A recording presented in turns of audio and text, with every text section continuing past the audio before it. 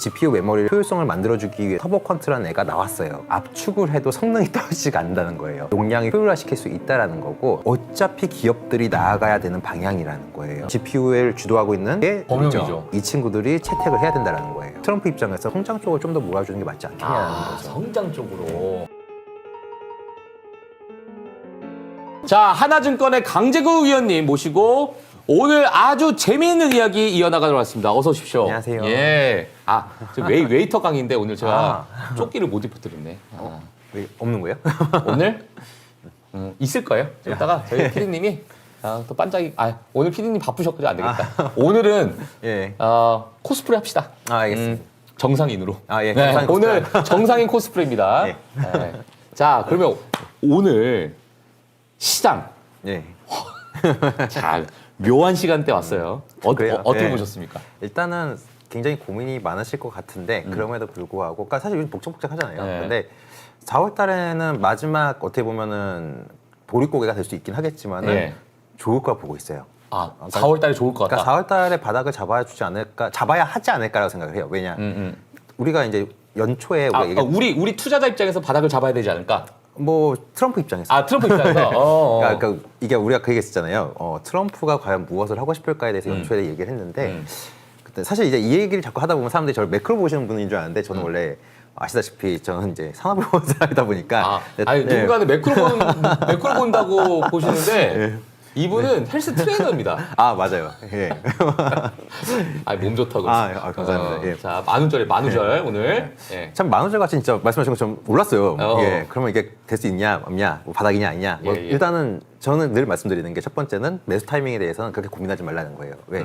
어차피 이 나라나 혹은 이 나라나 국가나 기업이 혹은 이제 좋을 거라 생각하면은 그거는 언제든 빠지면 기회가 될 수 있다고 생각하는 거고 결국 우리가 사실은 시장을 이길 수는 없어요. 왜냐하면 내가 돈이 많아서 내가 시장을 컨트롤할 수 있는 게 아니면은 저는 팔로워일 뿐이라 생각하거든요. 맞아요. 시장 참여자일 뿐인 거예요. 그러면은 우리가 그때 얘기했던 것처럼 내가 주식을 잘한다 생각하지 말고 내가 가지고 있는 강점이 뭐냐 생각하면 결국 시간이거든요. 시간이 지나서 이길 수 있는 게임을 하는 게 저는 되게 중요하다고 생각한다라고 명언이다, 생각해요. 명언. 예.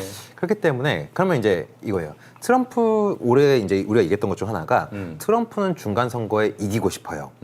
이기고 싶은데 경제에 대해서 미국인들이 머리가 아프대요. 근데 문제는 미국 경제가 나쁘냐? 아니에요. 좋죠. 전 세계에서 제일 좋은 나라 중 하나예요. 그럼 그 나라가 경제는 좋은데 미국 트럼프 입장에서는 이상한 거죠. 뭐야 왜 데이터는 괜찮은데 얘들은 이렇게 대답을 해? 그러면 경제를 좋게 만드는 게 아니고 좋게 느끼게 만드는 게 중요하다는 거예요. 그렇죠. 좋게 느끼게 만들게끔. 그렇죠. 그래서 증시나 아니면 채권 시장에 금융 시장을 이용한다라는 거죠. 그러면은 자 금융시장과 주식시장이 흔들릴 때 그래서 우리가 자꾸 타코 플레이 얘기하는 게 사실 이런 거거든요. 예. 이란은 장기전을 해도 상관이 없어요. 상관없어요 사실은. 근데 미국은 타임어택을 하고 있던 거예요. 그렇지. 촉박해요. 왜?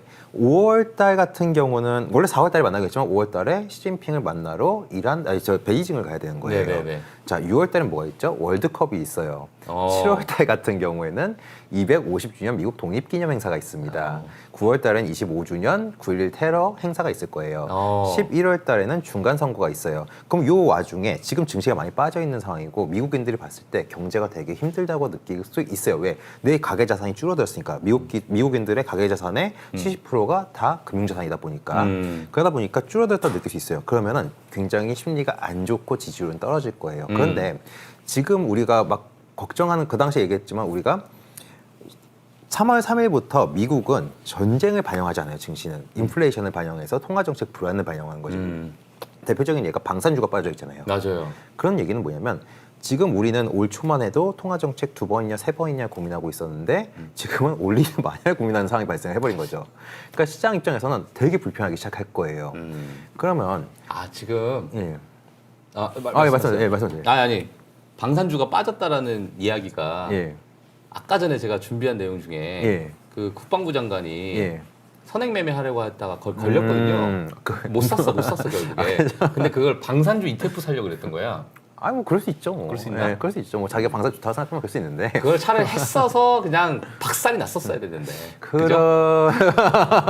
주가 빠져가지고 그냥 박살이 났었어야 됐는데 그래야 다시는 안 하지. 근데 결국은 올까 보는 거겠죠. 그러니까 사실 우리가 그래서 연초에 했던 얘기 중 하나가 4가지를 보자고 했어요. 4가지. 그러니까 재밌는 게 지금 최근 뉴스 중에서 혹시 되게 스쳐간 뉴스 중에 트럼프 해협 얘기 혹시 들으셨어요? 트럼프예요. 예. 본인이 호르무즈 해협을 약간 갖다가 실수로 얘기했잖아요. 얘기하다 호르무즈하다 호르무즈를 약간 이렇게 이름을 바꿀 수 있다는 식으로 이게 뉴스가 약간 슥 지나가더라고요. 맞아. 근데 약간 드는 생각이 요즘 그런 생각을 하는 거예요. 왜 보면 이 호르무즈 해협 전만 해도 그 다음에 파나마 운하 얘기가 나왔었고 예. 그리고 뭐 이제 지금 어제는 그린란드 얘기했는데 이게 사실 북극 항로랑 연결이 돼 있잖아요. 그러다 보니까 왜 하필 바다일까라는 생각이 잠깐 드는 거예요. 바다일까 생각이 드는데 실질적으로 왜 그랬을까? 그럼 트럼프의 주요 정책 중 하나가 관세라고 하면은 사실은 이 관세는 게 사실 상품 관세거든요. 상품 관세인데 이 상품 물동량의 80%가 다 해운을 통해서 움직여요. 그렇기 때문에 요걸 갖다가 좀 이용하는 게 아닐까. 결국은 명확한 게 트럼프의 방향은 되게 명확하고 그거의 의도대로 움직이는 게 아닐까라는 생각을 한다는 거죠. 그러면은 트럼프 입장에서는 우리가 그 얘기했었잖아요. 크게 네 가지 되게 중요하게 생각하는데 많이 사주고 많이 팔아주는 산업들이 있는데 첫 번째가 방산이에요. 방산. 이번에 호르무즈 전쟁, 그러니까 이란 전쟁 때문에 이란이랑 뭐 자기는 특별 작전이 하지만 전쟁 때문에 무슨 얘기냐면 나토들을 막 비난하잖아요. 비난하면서 이 말이 좋을 때야 동맹이지 안 좋을 때는 도와주지도 않고 야, 안 도와줄 거니까 니들이 알아서 국방하고 알아서 해라고 해본 거예요. 그럼 그게 뭐냐면은 미국 무기 사랑이에요, 사실은. 국방비 올리라고 계속 압박하고 있잖아요. 그러니까 이런 부분도 있을 거고, 그리고 관세에 대해서 나토를 압박하고 나토 탈퇴한다고 하면서 국방비 압박한 것도 그렇고 관세 압박한 것도 그렇고 우리는 동맹이라 생각했지만 동맹이 아니기 때문에 나는 이런 행동을 해도 정당해라고 국민들한테 얘기할 수 있다는 명분도 생길 수 있다는 거예요. 이런 부분도 있을 수 있을 것 같고, 자 에너지 부분에 봤을 때, 자 우리 LNG 미국이 많이 수출을 해주고 있죠. 지금 우리나라도 지금 그 당시에 관세 협상을 할 때 LNG를 산다고 했어요. 그럼 이런 관점에서 본다고 하면 자. 에너지 같은 경우에 실제 호르무즈 해협이 막힌다고 했을 때 피해를 보는 게 과연 미국일까요? 아니면 아시아일까요? 당연히 아시아죠. 그렇죠. 미국은 순수출국이에요. 네. 타격이 없어요. 자, 그러면 뭐냐면 아시아 입장에서 생각을 할 거예요. 그동안 중동이라든지 뭐 미국에서 받긴 하겠지만 중동에서도 받다 보니까 이거 생각보다 이런 위기들이 중동은 불안하니까 위기가 발생하면은 안 되지. 그러니까 공급망을 다변화시켜야겠네라는 생각을 할 거예요. 그러면은 자연스럽게 미국의 LNG를 갖다가 쓸 수 있는 상황이 발생할 수도 있다는 거죠. 오늘 SNS에다 얘기한 것처럼 미국산을 사라. 그렇죠. 그런 거죠. 그러니까 미국에서 하는 게 다 의도가 있다고 저는 보고 있는 거거든요. 그러니까 제가 아시겠지만 전직 군인으로서 여러분 전직 군인이셨습니다. 예. 네, 그런 고민을 해요. 그러니까 전쟁이 왜 일어날까 고민하거든요. 전쟁이 왜 일어날까? 그러면은 군인 입장에서. 그러면 뭐냐면 얻을 게 있거나 잃을 게 없거나예요. 그러면 얻을 게 있거나 해서 미국은 사실은 이번에 뭐 얻은 거 없이 떠나는 거 아니야라고 하지만 얻은 게 생각보다 꽤 있을 거라 저는 보고 있어요. 예. 방산 예산일 수도 있는 거고, 방산 예산 세게 통과할 수도 있는 거고, 아니면은 이번에 이제 그 에너지 수출 이런 부분도 있을 수 있을 거고, 만약에 이걸로 물가가 올라가고 에너지 가격이 상승을 하고 이런 문제가 발생을 해서 상대적으로 아시아 쪽, 그러니까 우리가 2001년부터 좀 옛날 얘기인데 2001년부터 사실은 모든 생산 시설이 서쪽에서 동쪽으로 이동을 합니다. 왜? 중국이 전 세계의 공장 그 역할이었죠. 그치. 그 당시에. 그러면서 그 상황에서 공장들이 슬슬 우리나라나 뭐 중국이나 대만이나 이런 쪽 이동을 해요. 예. 근데 얘네들의 강점이 뭐냐면 비용이 싸다라는 거거든요. 근데 지금 인건비도 많이 올라와 있어요. 맞아요. 그렇고. 자, 그러면은 이걸 갖다가 다시 지금 트럼프는 서쪽으로 이동시키고 싶어요. 우리 그걸 리쇼어링이라 불러요. 그러면은 에너지 가격 오른다든지 이런 문제가 발생했을 때, 혹은 뭐 가격 상승이나 에너지 전력 불안이라든지 이런 것들이 발생했을 때 상대적으로 리쇼어링을 촉진시킬 수 있는 그런 명분이 될 수도 있다는 거죠. 그리고 그러니까 지금 미국 외에 다른 어떠한 중요한, 그러니까 물동량들의 의존도가 있는 부분이 조금 정세가 불안정해지면, 그렇죠. 많은 국가들이 여기서는 내가 안 되겠다 사업이. 그렇죠. 근데 미국은 계속 너 오라 그랬잖아. 내가 오면 뭐 해주고 한다 했잖아. 네. 관세도 내가 안 매길게. 요런 어떤 선택지에 있어서 기업들이 그래. 미국 가자. 이런 것들이 더 많아질 수 있다는 얘기예요. 그럴 수도 있다는 거죠. 예를 들어서 우리가 이런 거, 그러니까 뭐 큰 그림이고 장기 그림이지만 이런 것까지 생각해서 이란을 치고 호르무즈까지 이렇게, 물론 거기까지 생각했는지 난 좀 모르겠으나. 근데 이제 그럴 수 있기 때문에 저는 약간 좀 이따 보여드리겠지만 과연 4월 달에 전쟁 전후로 무엇이 변했고 우리가 왜 그래도 좋게 봐야 되는지에 대해서 좀 말씀을 드릴 거고요. 일단 그 시작하기 전에 말씀하신 것처럼 요즘 이제 머리가 아픈 그 터보컨트 이야기 좀 잠깐. 터보컨트. 알겠습니다. 터보컨트. 자, 그러면 지금 뭐 전쟁 상황은 뭐 많은 분들께서 지금 뉴스를 통해서 많이 좀 봤는데 예. 이 터보컨트를 도대체 또 그쪽 분야를 또 지금 담당하고 계시니까 예. 어떻게 봐야 되는지 애널리스트 입장에서 어마어마한 기술은 맞아요. 어마어마한 기술이다. 네, 맞아요. 이게 상용화되고 실용화되면은 굉장히 파괴적인 혁신이 나타날 거라 좀 보고 있어요. 그런데 지금은 아니라는 거예요. 지금은 아니다. 지금 당장 이걸 갖다가 너무 주가에 빨리 반영하는 건 아니라는 거고 실제로 저는 그래서 이제 사실은 뉴스를 보긴 보는데 되게 어이없다는 듯이 잠깐 웃으셨거든요. 아니, 어이없는 게 아니고요. 좋은 기술인데 그러니까 이게 사실은 작년에 나온 얘기예요, 사실. 작년에 나온 얘기인데 가끔 그럴 때 있어요. 작년에 이렇게 그러니까 보고 나서 와 대단하다, 멋있다, 이렇게 생각을 하고 나서 그 다음에나 다다음에 이게 갑자기 얘기가 나올 때 있거든요. 그래서 처음에 그 당시에는 그냥 스쳐 넘어갔는데 왜 처음 나왔을 때는 아무도 얘기 안 하고 왜 지금 이러는 거야? 지금 왜 이럴까라고 생각하면은 그냥 곧 많이 올라와서 그런가? 그렇죠. 메모리 반도. 그렇죠. 그런 것도 있고 안 좋을 때는 사실은 안 좋을 때는 안 좋은 뉴스만 보여요. 사실은 지금 뭐 불안하니까 사실 안 좋은 왜 그런 거 있잖아요. 확증 편향이라고 계속 안 좋은 상황에서 내가 기분이 안 좋으면 나쁜 것만 보이고 그래서 저는 항상 이제 제 주변 분들한테 너무 스트레스 받지 말고 밖에 좀 나갔다 오라고 HTS 창에 있으면은 너무 좀 우울해질 수 있다. 색깔이 다 파란색이잖아요. 그 기본적으로. 같은 사무실에 있는 직원들 아니 뭐 제 친구들한테요. 친구들한테? 네, 친구들이 연락이 많이 오거든요. 이거 터보컨트 때문에? 아니요. 그거 보면 주식 자체 때문에. 주식 자체 그러니까 제가 항상 그 얘기 하는 게 뭐냐면 우리가 밖을 보면은 너무 밝고 봄이고 꽃도 펴 있고 잠깐 좋다. 밖에 보고 예. 잠깐 밖에 보고 모니터 보면 마이너스 5%예요. 그렇죠. 그다음에 잠깐 나갔다가 다시 오면 마이너스 10%거든요. 근데 저는 그래서 나갈 수가 없어요. 근데 그런 게 있어요. 이게 약간 이 회사를 샀다라는 얘기는 뭐냐면은 물론 이제 트레이딩 하시는 분도 있을 거예요. 트레이딩 하시는 분도 있을 텐데 그때 지난번에 나왔을 때 아마 말씀을 드렸을 텐데 이 회사가 정말 좋은 회사고 이 회사에 대한 믿음이 있고 그렇게 샀다라고 하면은 그러면은 그냥 물려도 빠졌을 때 다시 한번 싸게 더 좋은 싸게 살 수 있는 기회가 있다라고 보시는 게 맞는 것 같아요. 그러니까 방향은 어차피 우상향을 본다고 하면. 그러니까 우상향이고 그럼 지금 예를 들면 터보컨트 말씀을 이제 시작하셨으니까 그 시장에 대해서 우리가 좀 이르다라고 말씀해 주셨는데 이르다는 얘기는 그래도 지금 마이크론, 삼성전자, SK하이닉스의 요 어떤 메모리 반도체 또는 뭐 스토리지 쪽의 어떤 라인업 이런 것들은 더 올해 계속 또 시세를 줄 가능성이 좀 크다. 저는 이렇게 보고 계시는 거죠? 일단은 저는 일단 미국 애널리스트니까 미국 기준으로 말씀을 드리면 미국 기준으로? 저는 이제 좀 긍정적으로 보는 게 맞지 않을까 생각해요. 아직까지는. 그러니까 벌써 뭐 피크아웃 우려니 뭐니 얘기가 나온 것 자체가 사실 이제 마이크론을 자꾸 사람들이 얘기를 하세요. 근데 제가 저를 아시는 분도 있고 제 자료 보시는 분도 있지만 마이크론을 추천해 본 적이 없어요, 사실은. 되게 의외죠. 왜냐하면 우리나라에 1등, 2등 기업이 있어서 그런 거예요. 그렇지. 그러니까 굳이 뭐 3등 기업을 갖다 굳이 3등을. 근데 이제 그렇게 하는데 그래서 제가 이제 그 당시에는 연간 전망에서 웨스턴 디지털 이런 애들을 추천하는데 근데 이제 왜 그럼에도 불구하고 좋게 보는 이유 중 하나는 어쨌든 이 산업 자체가 레벨업이 되고 있다라는 거고 다만 이제 사람들이 그럴 거예요. 이번에 마이크론이 빠지긴 했는데 마이크론이 빠진 시점은 언제부터였냐면 실적 발표하고 나서부터예요. 맞아요. 근데 실적 발표 내용이 나빴냐 가이던스가 너무 좋았어요. 너무 좋았죠. GP 마진 그러니까 그 매출 총 이익률이 81%까지 올라갈 수 있다라고 해서 어마어마한 거예요. 이게 사실은 장치 산업에서 마진이 이 정도까지 나온다는 거는 엔비디아보다 더 높은 마진율 아니에요? 그렇죠. 어마어마한 거죠. 그러니까 이익을 깔고 가겠다는 얘기인 거예요. 얘들은 생산만 하면 그냥 나간다는 얘기인 거고요. 그런데 사람들은 생각하는 거예요.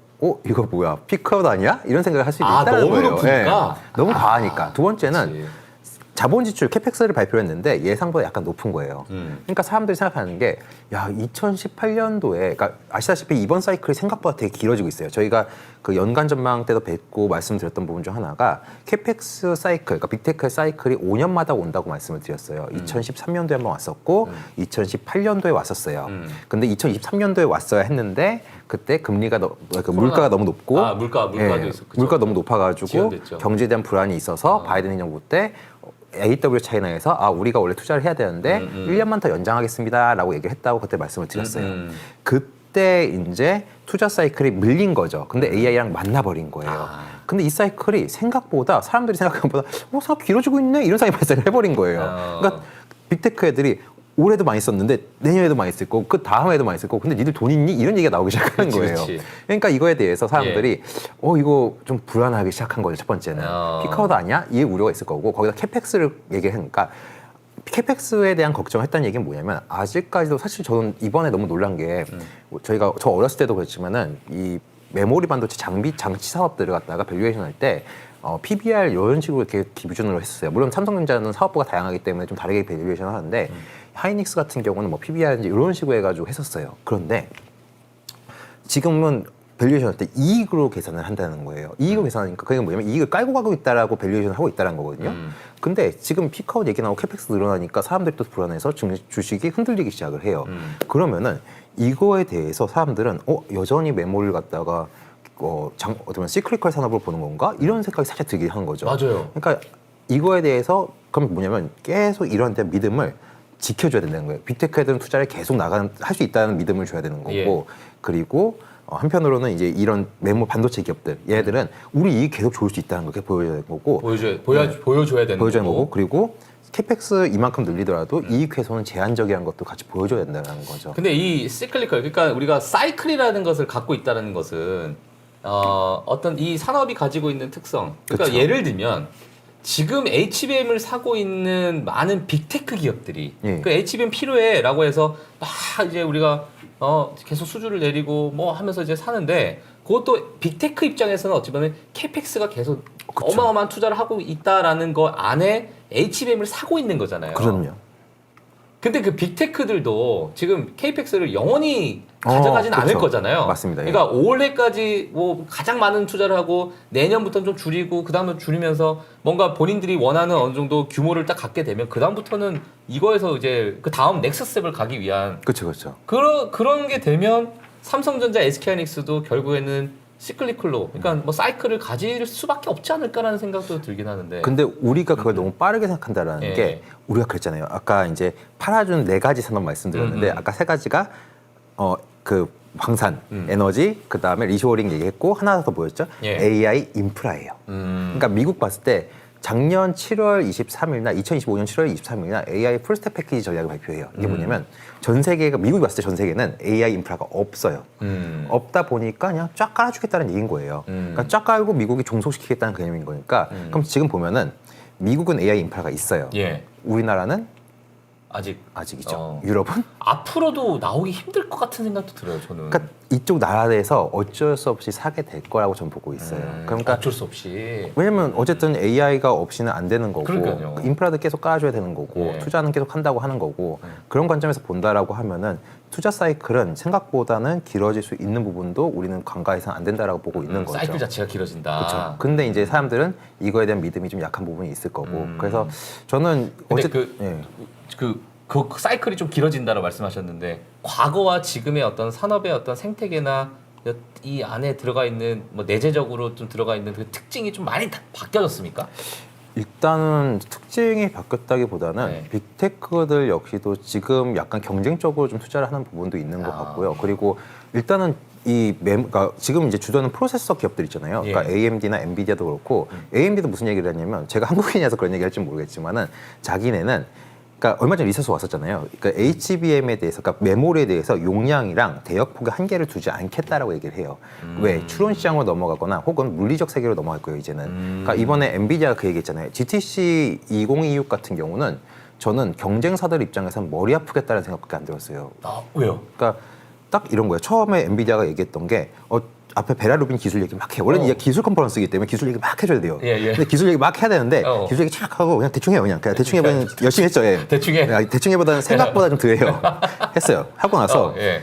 그 다음은 뭐냐면 비전을 제시해요. 물리적 AI라든지 오픈 클로라든지 이런 얘기를 하는데 뭐냐면 왜 이런 얘기를 할 수 있을까 보면은 결국 병목이 걸리는 데가 있거든요. 예. 어디냐면 TSMC인 거예요. 캐파가 한계가 있다는 거죠. 아. 그렇기 때문에 얘들 같은 경우는 요거 갖다가 쫙 어떻게 보면 자신 있으니까 다른 애들은 여기서 싸우고 있는데 지그들은 여기서 딱 해놓고 그 다음에 차세대를 먼저 자기네가 장악을 하겠다는 그림을 그려요.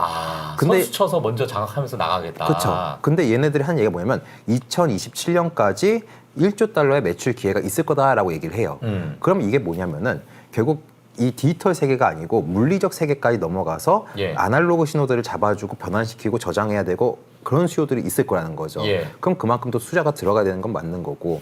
그럼 그런 관점에서 본다라고 했을 때는 과연 이제 이 시장 자체가 벌써부터 줄어드는 시장을 보는 게 맞느냐라고 좀 고민을 해볼 필요가 있다는 거죠. 그래서 일단 터보 컨트에 대해서 일단 말씀을 드리면은 지금 사이클에서는 그런 고민보다는 오히려 어차피 기업들이 나아가야 되는 방향이라는 거예요. 왜냐? 기술이 진보를 하고 갈 때마다 항상 효율성을 계속 개선을 해야 되는 게 기술이라고 저는 보고 있거든요.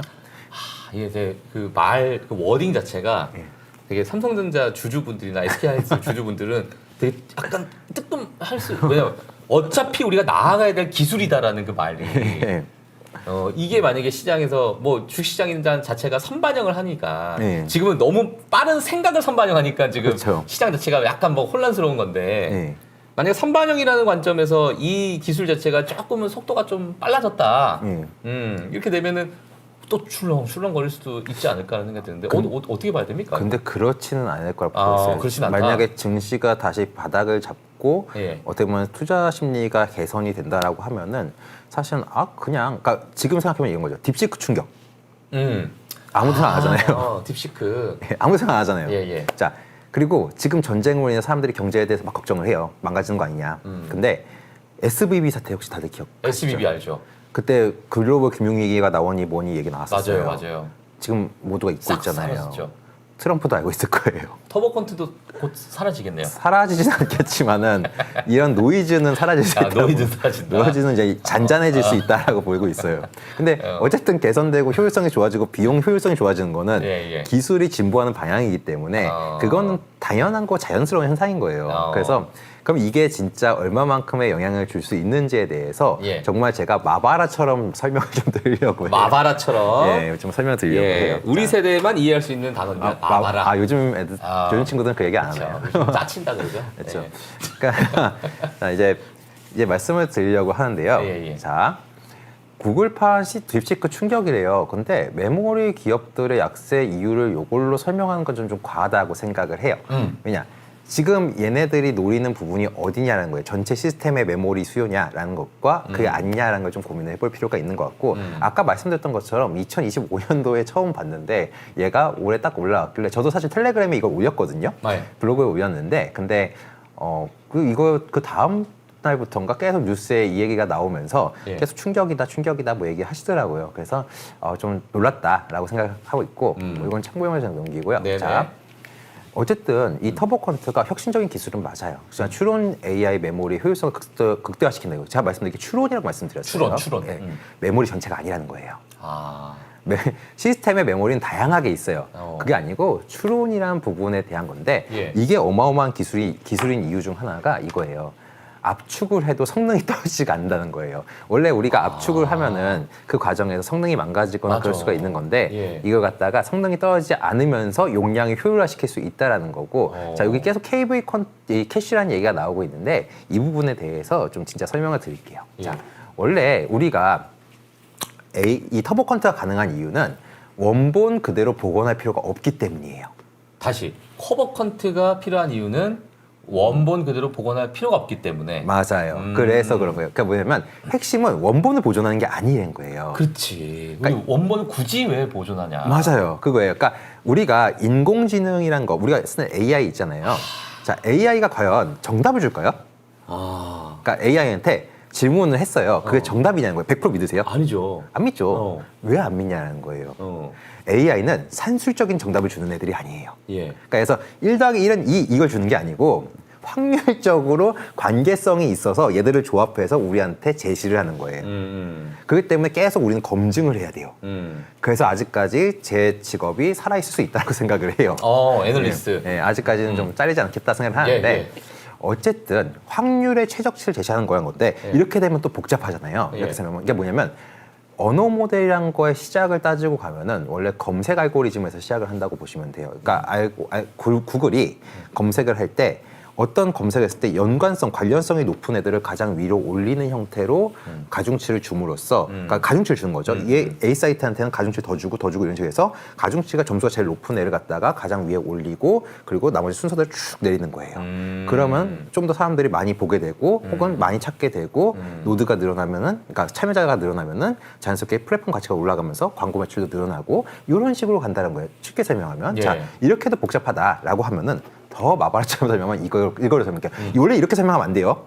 원래 이렇게 이해하시면 안 돼요. 원래는 뭐냐면 AI는 어떤 문장이나 어떤 문장을 주면 이걸 다 쪼갠 다음에 이 쪼갠 걸 갖다가 n차원의 공간, n차원의 공간은 우리가 그림을 그릴 수가 없잖아요. n차원의 공간에 놓고 이걸 벡터화 시켜요. 벡터는 뭐냐면 이건 이제 그냥 원래대로 이름대로 말씀드리면 벡터는 뭐냐면 방향과 속도가 있는 그런 이제 어떻게 보면 그냥 숫자로 만든다고 보시면 돼요. 이것다 막 깔아놓고 이 중에서 가장 관계가 있는 애들한테 관계가 있는 애들한테 가중치를 줌으로써 가장 확률적으로 제일 높은 답을 제안을 하는 그리고 이거에서 계속 수정해 나가는 그게 어떻게 보면 AI다라고 보시면 되는데 이렇게 하면 너무 복잡하잖아요. 맞아요. 그래서 그냥 이렇게 진짜 마바라처럼 2차원식으로 그릴게요. 이렇게 제 아들이 이해할 수 있을 정도. 예. 3살이 이해할 수 있을 정도로 말씀해 주세요. 자, 이렇게 할게요. 정말 마바라처럼 이제 설명할 거예요. 이렇게 설명하면 안 되고 제가 진짜 이렇게 설명하면 정말 그냥 뽀뽀뽀였다는 생각이에요. 뽀뽀 좀 유치원. 지금. 혼나는데 근데 이렇게 하면 안 되는 거예요. 자, 우리가 이게 2차원식을 쓸 수 있잖아요. 그러니까 fx는 그러니까 y는 ax 플러스 b다라는 공식이 있다고 할게요. 그리고 그 점을 예서 x를 넣었을 때 b라는 점, 빨간 점에서 b점까지의 이게 답이라고 얘기를 할게요. 우리가 생각하는 답이에요. 답인데 이렇게 가려면은 최적 거리는 직선이에요. 최적거리, 그렇지. 직선이지. 그렇죠. 최적거리 직선이요. 사실 이렇게 설명 안 됩니다. 사실. 이렇게 아직까지 이해되셨죠? 이제 저기 빨간에서 파란색까지는 직선이다. 예, 근데 컴퓨터는 아시다시피 계산기예요. 그 때문에 그 계산식을 구하기 위해서 어마어마하게 많은 점을 왔다 갔다 할 거예요. 점을 찍을 거예요. 그렇지. 그리고 그 최적거리까지의 여기를 오차라고 부르는데 어떻게 보면 관련성이 그러니까 오차가 작다는 얘기는 뭐냐면 관련성이 제일 높은 애들을 찾아내는 거예요. 이해됐어요. 예. 이게 AI예요. 이렇게 설명 안 돼요 원래는. 저기서 저기까지 가는데 이 관련성이 가장 적은 오차들의 관련성이 제일 높은 애들인 거죠. 가중치가 높은 애들이 쫙쫙쫙 모여가지고 저 답으로 가는. 그렇죠. 답으로 도착을 하는 거예요. 가장 효과적인 답을 찾아내야 되는 거예요. 그런데 문제는 뭐냐면은 아까 우리가 KV 캐시라는 얘기했잖아요. K는 뭐냐면은 X 값이에요. 키 값. 그럼 그 키가 있으면 답이 나와야 되잖아요. value, V 값. KV. KV야. 키, 밸류. 그렇죠. K value. 그 다음에 얘를 갖다가 매번 계산하면 부효율적이잖아요. 그렇지. 저장을 해야 돼요. 걔를 KV 캐시라 불러요. 이렇게 이해하시면 돼요. 그렇죠. 네. 근데 그게 원본으로 있을 필요가 없기 때문에. 왜냐하면 얘도 얘가 답이 아니기 때문에. 완전히 이해됐어. 얘가 답이 아니니까. 답이 아니니까 어차피 얘는. 어차피 답이 아니니까 그냥 근접치 쓰면 된다는 거예요. 그렇지. 그렇기 때문에 터보 퀀트는 거기서 시작을 해보자라는 거죠. 답이 나오기까지의 여러 어떤 뭐라 해야 되나요? 하여튼 KV 같은. 그렇죠. 이게 캐시를 저장을 하는데. 그래서 우리가 생각하는 게 점점 우리가 많은 질문을 하고 많이 쓰게 되면은 KV 캐시나 이런 답들이 이런 어떤 저장해야 되는 것들이 많아지고 추론으로 가면은 저장됐던 거를 계속 갖다 쓰고 받고 해야 되는 거예요. 그러니까 메모리가 많이 수요가 늘어날 거다라고 생각하는 거죠. 자, 그러면은 그래서 우리가 메모리가 좋을 거야. 그리고 우리 메모리 쓸 거야라고 실제로 기업들이 사고 실적으로 나오고 있는 거예요. 자, 한편으로 또 그것도 있어요. 사실은 이제 데이터 센터 업그레이드 시기가 맞물리게 돼가지고 그것도 이거에서 그것도 있는데 어쨌든 이렇게 하면 이해가 되실까요? 제가 볼 때는 되셨죠? 아닌가요? 되셨을 거예요. 예. 자, 여기서 그래서 몇 년 걸리냐고요. 그래서 언제 오냐고요. 이게 터보 퀀트가 좀 오래 걸려요, 사실. 근데 그러니까 이거예요. 자, 그러면 터보 퀀트는 요거 캐시를 압축하는 거예요. 전체를 압축하는 게 아니고 캐시를 압축하는 건데 잠시만 볼게요. 자, 시스템 메모리는 크게 그러니까 뭐 다양하게 있겠지만은 자, 웨이트도 있을 수 있고요. 아까 말씀드린 KV 캐시도 있을 수 있고요. 다양하게 메모리가 쓰여요. 다양한 부분에서. 근데 터보 퀀트가 압축하는 대상은 전체가 아니라는 거예요. KV 캐시랑 벡터 표현 일부만 어떻게 보면은 압축을 한 거다라고 보시면 돼요. 자, 여기까지 터보 퀀트가 이런 개념이다라고 보시면 되는 거예요. 자, 그러면은 두 가지 단계를 거쳐요. 첫 번째는 일단 폴라 퀀트라고 해서 이건 또 복잡해지죠. 그냥 무작위 회전과 양자화가 있다라고 하는데 일단 이름 자체도 어려워요. 그냥 계산하기 편하게 만든다고 보시면 돼요. 그러니까 왜냐하면 답이 나왔으면은 어떤 KV 값에 대해서 편중된 경향이 있는데 편중되면은 우리가 이거 갖다가 어떻게 보면 답을 구하기 어려워요. 그래서 쉽게 얘기해서 다양한 관점에서 이렇게 무작위 회전을 이렇게 돌려가지고 계산하기 편하게 만든다. 그냥 말 그대로 우리가 군대에서 텐트를 치기 위해서 땅 까는 평탄화 작업 정도 생각하시면 돼요. 그게 더 어려워요 지금. 아 그런가요? 예, 예. 예. 그 텐트를 쳐본 적이 없어서 더 어려워요. 예. 그러면 예. 그냥 계산하기 편하게 만드는 거다. 데이터를 단순화시키는 거다라고 보시면 돼요. 데이터를 단순화시킨다. 맞아요. 단순화시키고 압축시키는 거. 그 다음에 망가지면 안 되잖아요. 망가지면 안 되기 때문에 1비트 추가 용량을 사용해서 예. 미세 조정을 하는 거예요. 이렇게 조정을 해가지고 그래서 압축을 혁신적으로 하는 거다라고 하는데 이런 또 복잡하잖아요. 3.14 쓰는 거랑 똑같은 거예요. 3.14 원줄. 자, 우리가 원을 계산하고 이거 보면 머리가 아프지만은 예. 자, 우리가 원을 계산을 할 때 자, 파이라는 걸 써요. 아, 그렇지.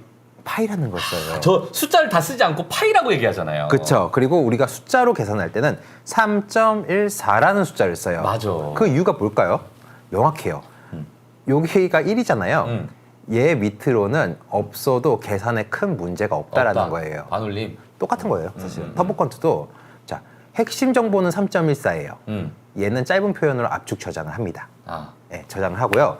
나머지 요 1부터 나머지는 버려야 되잖아요. 지금 이거 원줄이 작년 기준으로 314조 개까지인가 나왔다고 들었는데 314조개? 예, 근데 이쯤 되면 그냥 AI가 알아서 계산할 때가 되지 않았나? 그렇죠. 근데 이걸 갖다가 날려도 상관이 없다는 개념인 거잖아요.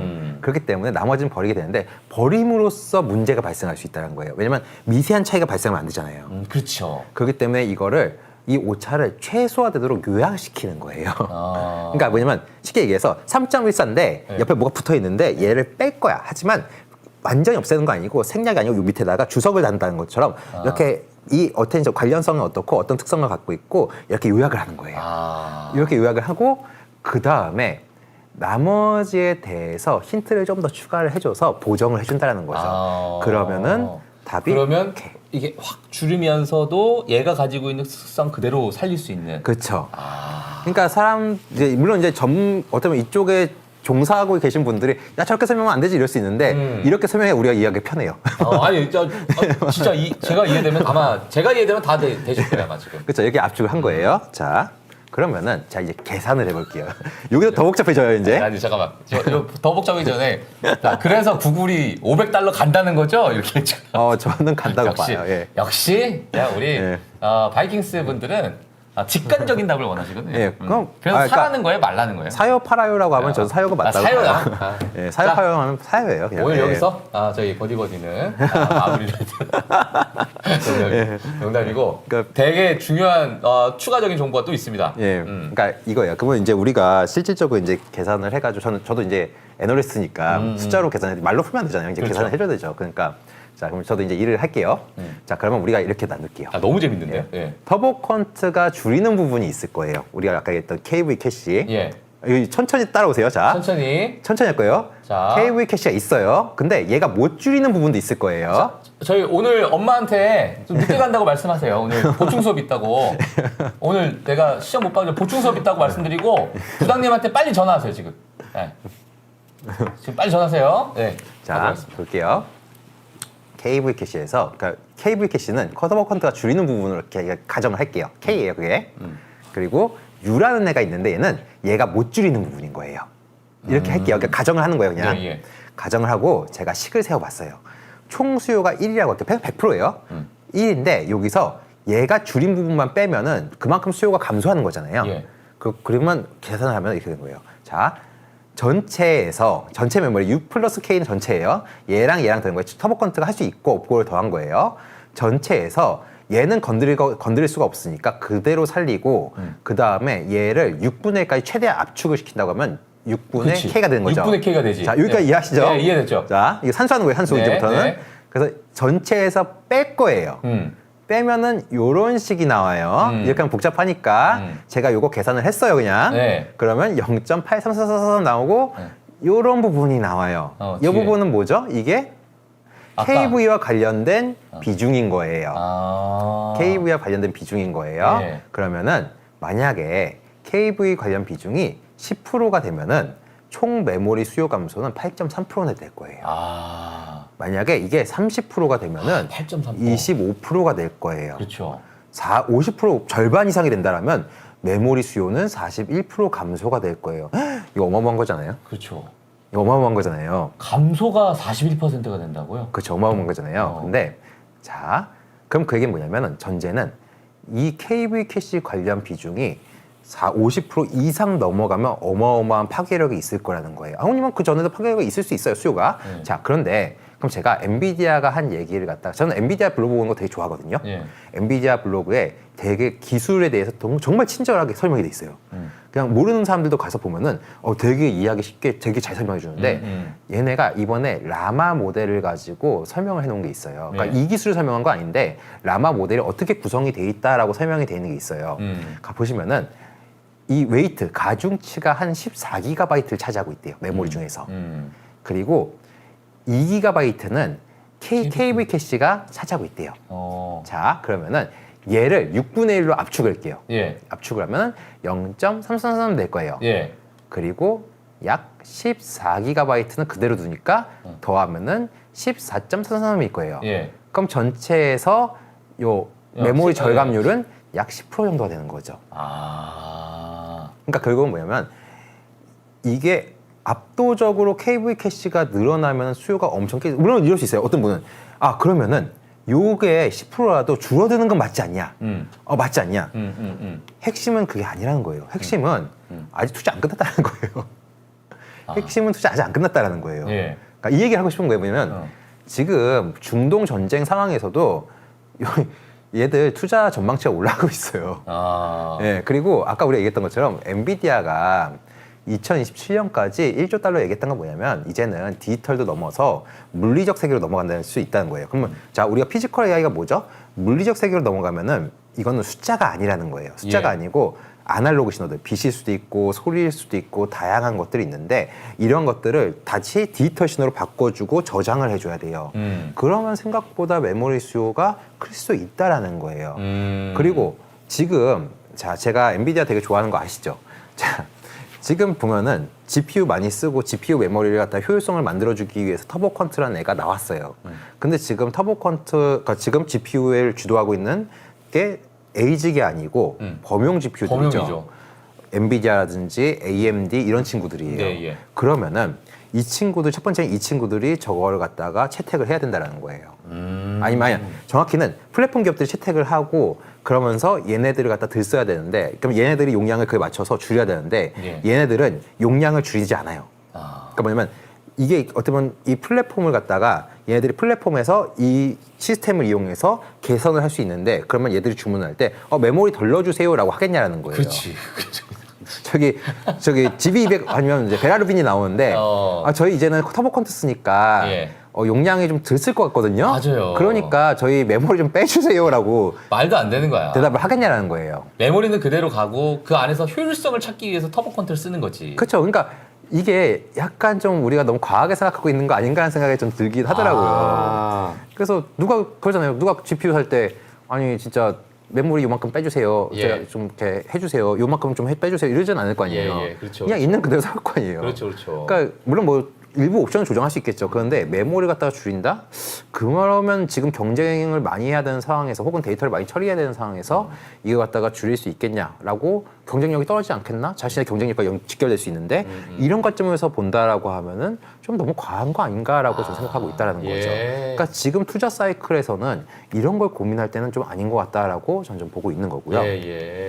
그리고 아까 말씀드렸던 건 주가는 왜라는 거예요. 결국은 주식이 안 좋으니까 그러니까 마이크론부터해서 주가가 안 좋고 시장이 안 좋으니까 센티가 나쁘니까 안 좋은 뉴스만 자꾸 보게 되고 안 좋은 생각만 하게 되고 안 좋은 게 내러티브가 끼다 보니까 이렇게 되고 있는데 한편으로 다른 관점에서 우리 한번 생각을 해볼게요. 자, 다른 관점에서 생각하면은 주도주들이었던 거예요. 주도주들의 믿음이 약해졌을 수도 있다는 거예요. 믿음이 약해졌다? 그러니까 뭐냐면 이럴 수도 있어요. 물론 AI랑 큰 그림은 바뀌지 않았는데 AI 중에서도 반도체 쪽에 좀 더 쏠림이 있었어요. 그렇죠. 특히 메모리 쪽은 작년에 굉장히 어마어마한 폭발적인 성장을 보였죠. 샌디스크라든지 웨스턴 디지털이라든지 이렇게 급등했잖아요. 어마어마한 믿음이 있었다는 거죠. 그런데 이거에 대한 수급 쏠림 해소도 한번 고려해봐야 되지 않을까? 그동안 분명히 엔비디아도 그렇고 AMD도 그렇고 AI 된다고 하는데 메모리 갭도 잘 가는데 엔비디아 왜 못 가요라는 질문도 생각보다 많이 받았거든요. 그런데 이게 수급 쏠림이 있었다라고 하면은 지금 요거에 대해서 흔들렸다? 그럼 다시 이런 쪽으로도 이동할 수 있지 않을까라고 저는 좀 보고 있는 거죠. 실질적으로 S&P 500보다 반도체가 굉장히 높은 프리미엄을 받고 있었어요. 밸류에이션에서. 그런데 지금 거의 붙었죠.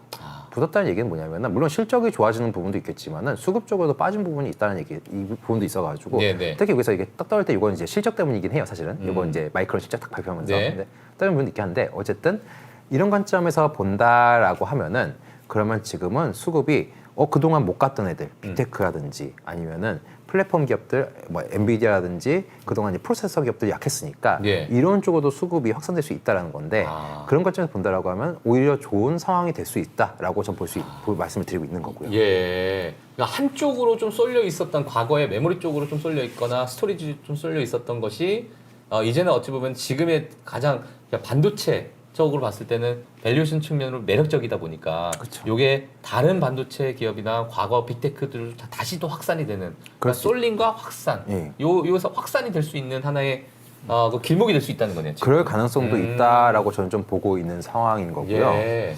그래서 저는 4월달 같은 경우, 그러니까 제가 전쟁 전에 무엇이 바뀌었을까 좀 생각을 해봤거든요. 예. 전쟁 때문에 기업 실적 전망이 나빠졌을까 보니까 실적 전망이 올랐죠. 그러니까. 예, 실적 맞아요. 전망이 올랐죠. 예. 그리고 그럼 펀더멘탈은 이상이 없어요. 그럼 또 뭐가 바뀌었을까? 그러니까 금리가 올랐죠. 예. 실적과 함께 금리도 올랐죠. 그럼 그게 뭐냐면 할인율이 올랐다는 얘기거든요. 그러니까 우리가 할인율이라는 게 뭐냐면은 이거예요. 금리가 이렇게 올랐을 때, 안전자산이 이렇게 올랐을 때 내가 위험자산을 선택하잖아요.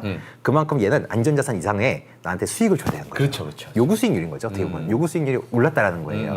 그러면은 이 상황에서 트럼프 입장에서는 혹은 미국 정부, 미국 입장에서는 예. 과연 어떻게 해야 증시를 중요하게 생각한다라고 하면은 올릴 수 있을까를 좀 고민을 해봐야 되는데 그렇기 때문에 성장을 좀 더 강조하지 않을까라고 좀 보고 있어요. 성장을 강조하고 또 금리를 또 안정화시키려고 하는. 그렇죠. 할인율을 극복하려면 극복하고. 물론 제일 좋은 건 사실은 통화 정책을 완화시키는 방향을 가거나 이런 방향을 가도 좋아요. 사실 예. 좋긴 좋은데 이거에 대해서는 좀 선결 숙제들이 몇 개 있어요. 아시다시피 이제 유가 관세 효과도 약간 맞아요. 확인해야 되고 유가도 좀 올라 있는데 이걸 통제할 수 있는가 부분도 있어야 되는 거고 그러니까 기대 인플레이션 낮춰야 되는 것도 있고 그리고 물론 저는 이제 이코노미스트는 아니에요. 근데 그리고 하나 더 말씀을 드리면은 지금 통화 정책에 대한 불안이 만들어졌긴 했는데 그중 하나가 트럼프가 스스로 발목을 잡은 게 하나 있어요. 뭐예요?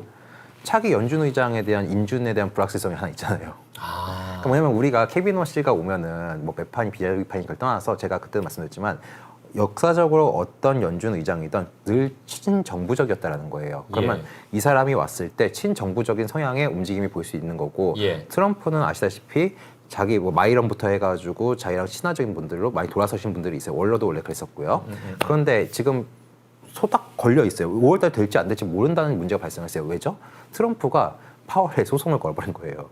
그때 리모델링 한다고. 그 소송이 완전히 해결이 되기 전까지는 연준 의장을 바꿀 수 없다. 그렇죠. 그때 이게 이제 상원의원에서 맞습니다. 이야기 났죠, 민주당. 네, 공화당이죠. 공화당에서 나왔어요? 네, 톰 틸리스라든지 이런 분들이 공화당에서 그러니까 민주당도 아니에요. 공화당에서 이런 거예요. 나 차기 선거 안 나갈 거야. 차기 선거 안 나갈 거니까 이제 나 네 영향 안 받을 거고 그리고 나는 연준의 중립성이 중요하다고 생각하는 사람이라서 파월의 이 소송 문제가 끝나기 전까지 조사가 문제가 소송이 아니죠. 조사죠. 조사의 문제가 끝나기 전까지는 나는 의사결정을 하지 않을 거야는 얘기를 해요. 그럼 이 얘기는 뭐냐면은 계속 발목을 잡고 있다는 얘기인 거예요. 그러니까 시장에서도 우리 통화 정책에 대해서 좀 불안이 생겨버린 거죠. 그러니까 그러면은 요거 갖다가 배제를 하고 나서 그럼 미국 트럼프 입장에서 뭘 중요하게 봐야 되냐면 성장 쪽을 좀 더 몰아주는 게 맞지 않겠냐는 거죠. 성장 쪽으로. 그럼 결국에는 우리가 예전에 얘기했던 중간 선거를 앞두고 나서 또는 지금 약간의 불안한 미국 정세, 정치적인 입지 이런 것들을 되돌리기 위해서는 친시장적인 이야기들을 할 수밖에 없는. 그게 그렇다는 얘기는 결국은 성장에 대한 관점도 그 중에 하나가 될 수 있고. 그렇죠. 그러니까 저는 성장 쪽에 대해서 여전히 긍정적으로 보고 있는 게 맞다라고 보고 있는 거고. 그러니까 지금 상황에서 실질적으로 요거 하나만 더 보실 수 있으면 좋을 것 같은데. 네네. 전쟁 후에 무엇이 변했을까 보면은 전쟁 후에 그러니까 섹터별로 과연 실적 전망치를 수익률과 실적 전망치 변화를 갖다가 제가 이때 전쟁이 터지고 이제 27 지난주까지 이제 실적 변화를 봤는데 에너지는 유가가 올랐으니까 당연히 실적과 주가가 다 좋았어요. 그렇죠? 좋았어요. 그리고 실적을 전망치는 올라가고 있는데 그런데 못 오른 애들이 정보기술하고 소재가 있더라 보는 거예요. 소재 같은 경우는 아시다시피 인플레이션 기대가 반영이 됐을 수 있는 거고 정보기술 같은 경우는 아시다시피 뭐 얘는 IT 기술주들 그렇죠. 기술주든 거죠. 그러면은 얘는 실적과 다르게 주가가 빠져 있다는 얘기인 거니까 얘네들한테는 전 기회가 있지 않을까. 근데 이거 되게 중요한 표인 게 왼쪽은 섹터별 수익률인데 한 달 동안에 그렇죠. 정보기술이 마이너스 6.4% 빠진 거예요. 예. 저 섹터가. 맞아요. 근데 정보기술의 EPS 변화는 6.1%가 오히려 올랐어. 맞아요. 그렇다는 얘기는 지금 그러니까 IT 기술 쪽 특히나 이제 빅테크 중심이겠죠. 예. 엄청나게 저렴한. 그럼 제가 디테일하게 보여드릴게요. 그럼 이거를. 오늘 보충 수업 너무 많이 하면 머리가 터질 수도 있는데. 출근 못 하실 수도 있는데 간단히 말씀드리면 반도체가 사실은 얘 때문이에요. 사실은. 마이크론이 저렇게 얘 때문에 EPS 제가 다 끌어올린 거거든요. 얘가 다 끌어올린 거예요. 사실. 근데 브로드컴 최근에 약간 좀 빌빌빌 됐는데 근데 EPS는 엄청나게 실적 올랐네요. 전망은 올라와 있어요. 그러니까 우리가 생각하는 주가랑 실적 전망이랑은 좀 다르게 나타나는 경우가 있거든요. 그러니까 그럼 뭐냐면 펀더멘탈은 괜찮은데 실적 전망치는 괜찮은데 유망한 친구가 주가가 빠져 있는 거예요. 프리미엄을 못 받고 있거나 혹은 뭔가 문제가 있거나 시장에 문제가 있거나 뭐 다양한 문제가 있을 거예요. 그러면 과연 실적을 보는 게 맞냐? 결국은 전 실적의 모든 주가는 제값을 찾아간다는 게 뭐냐면 실적에 따라서 혹은 그러니까 실적이 좋아질 기업들을 계속 찾아야 되는 게 우리의 역할이라고 저는 생각을 하는데 그러면은 지금 전반적으로 증시가 조정이 돼 있으니까 실적에 대한 기대치가 큰 그런 기업들에 대해서는 긍정적으로 접근을 하는 게 맞지 않을까라고 말씀드리고 있는 거죠. 알겠습니다. 자, 오늘 뭐 브로드컴도 막판에 약간 눈에 번뜩 띄는 마이크론이 원래 좋은 거 다들 알고 계시니까.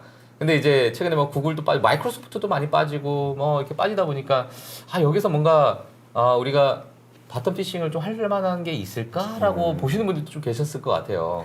내가 이번에 빅테크 들어가면 뭘 많이 좀 저렴해진 것 같은데 다들. 저번에 뵀을 때 이제 말씀드렸던 것 중 하나가 우리가 항상 우리가 주식쟁이다 보니까 저도 주식쟁이잖아요. 주식쟁이다 보니까 병이 하나 있다고 말씀드렸잖아요. 현금을 들고 있으면 죽는 줄 아는 병이 있어요. 제가 그래서 아파요. 몸이 아파요. 현금 들고 있으면은 내 계좌 안에 현금이 있으면은 아파요. 그냥 몸이 아프고 그러면 안 될 것 같고. 꼴딱꼴딱하죠. 근데 저는 항상 그래도 그럼에도 불구하고 항상 포트 안에 현금을 들고 있어야 말씀을 드렸던 이유 중 하나가 물론 저도 잘 못하는 부분도 있어요. 사실 그런 게. 근데 하려고 노력을 하는데 그 이유 중 하나가 지금처럼 이렇게 많이 빠졌을 때 좋은 기업들을 살 수 있다라는 거예요. 맞아. 그러니까 물론 지금 상황에서 이제 뭐 많이 물려 계신 분도 있고 전체가 물려 계신 분도 있겠지만 그럼 그건 뭐냐면 이 회사에 대해서 물론 이제 물리고 공부를 하시는 분도 많긴 해요, 사실은. 그러니까 일반적인 게 물리고 공부하는 건데, 근데 이 회사에 대해서 진짜 믿음이 있거나 그러면은, 그럼 그냥 끌고 가는 게 맞아요. 버티는 게 맞는 거고. 알겠습니다. 원래 물리고 공부하는 게 맞는데, 공부를 너무 많이 해서 문제죠. 그렇죠. 저도 만학도가 돼서 문제예요. 만학도가 돼서. 저도 그래서 아직까지 공부하고 있잖아요. 그러니까. 제가 저희 애기한테 항상 하는 얘기가. 공부에 끝이 없어. 너도 나중에 크면은 아빠처럼 평생 공부하기 싫으면은 너 공부 안 하면 아빠처럼 된다. 그 얘기 맨날 하거든요. 너 공부 안 하면 아빠처럼 돼. 알겠습니다. 자, 오늘 정말 기회가 된다면 연결돼서 많은 이야기들을 정말 파생적으로 특히나 지금 뭐 많은 뭐 지금 한국에 계신 많은 투자자분들 뭐 글로벌 투자자분들 다 가장 관심사잖아요, 지금 요게. 맞아요. 사실 지금 이제 워낙 노이즈도 크고 삼성전자랑 하이닉스에 대한 관심이 사실 지대하긴 할 거예요. 그러니까 우리나라 삼성전자에 대해서는 진짜 약간 옛날에 그런 게 있어요. 그러니까 잘 아시는 분들이 이걸 갖다가 조금 이제 옮기고 싶어 했어요. 그러니까 이분이 영업하시는 분인데 영업하시는 분이 삼성전자를 미국 주식을 좀 옮기고 싶어 하셨는데 근데 이게 쉽지가 않는 게 믿음이 되게 크기도 하고 우리나라 대표 기업이기도 하고 그래서 이게 그만큼 믿음이 있는 기업이기도 해서 그래서 아마 이번에 삼성전자나 하이닉스 오른다고 하니까 주가 오르고 한다고 하니까 들어오신 분들도 최근에 들어오신 분도 시장 참여를 하신 분도 많을 거예요. 맞아요. 그러니까 그래서 더 관심이 큰 거고 맞아요. 뉴스에서도 계속 그 얘기하고 있고 근데 저는 이제 그런 것보다는 사실 이제 그런 게 너무 좀 흔들리지 마시고 그냥 이 회사에 대해서 믿음이 있다라고 하면은 그러면 결국 내가 가진 건 시간밖에 없어요. 내가 가진 건 시간밖에 없기 때문에 시간을 버텨서 시간과 싸워가지고 시간으로 싸워서 이길 수 있는 기업이라고 하면은 그럼 너무 스트레스 받지 않으시고 그냥 밖에 나가서 바람 한번 쐬고 오셨으면 좋겠어요. 알겠습니다. 자, 삼성전자가 지금 6.7% 상승하고 있고 SK하이닉스가 8.18% 정도 수준으로 지금 급등을 하고 있습니다. 지금 난리가 났습니다. 지금 시장 자체가 야 오늘 뭐 거의 막 축제 분위기인데 요게 좀 이어져서 예. 뭐 내일 뭐 이번 주 다음 주까지 쭉 가면 너무 좋지 않을까. 저희 강재우 위원님과는 오늘은 여기서 마무리지만 예. 앞으로 좀 자주 만나 뵙고 이걸 아예 시리즈로 한번 가시죠. 좋습니다. 아예 그냥 우리가 단기적으로 나 공부할 마음은 있으니까 예. 아예 그냥 딱 우리 정해가지고 시리즈별로 짝짝짝 해가지고 하면은 더 완벽하게 우리가 좀 미국 증시나 아니 요 산업에 대해서 예. 이해할 수 있을 것 같아요. 좋습니다. 알겠습니다. 자 오늘은요 저희 버디버디 강재우 연구위원님과는 여기서 저희가 마무리를 짓도록 하겠고요. 요 방송 끝나고 카메라 꺼지면 제가 협상에 들어가도록 하겠습니다. 언제 자주 나올 수 있는지 요일을 한번 정해서 나중에 제가 공지를 올려드리도록 하겠습니다. 자 만우절 바이킹스 저희는 여기까지 오늘 마무리 짓도록 하겠고 저는 내일 아침 7시 20분에 찾아뵙고요. 저희 위원님은 나중에 또 찾아뵙도록 하겠습니다. 예, 알겠습니다. 예, 오늘 좋은 말씀 감사합니다. 네, 감사합니다. 예.